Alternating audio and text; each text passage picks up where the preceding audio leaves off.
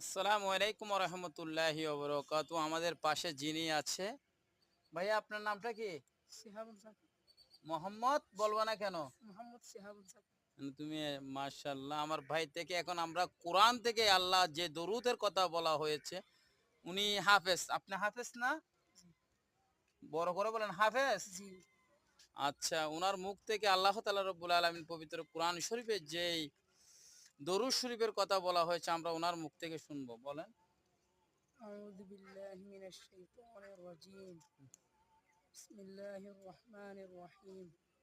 আল্লাহুম্মা সাল্লি আলা মুহাম্মাদিন ওয়া আলা আলি মুহাম্মাদ কামা সাল্লাইতা আলা ইব্রাহিম ওয়া আলা আলি ইব্রাহিম ইন্নাকা হামিদুম মাজিদ। এটা কি কোরআন থেকে বলছো নাকি হাদিস থেকে বলছো?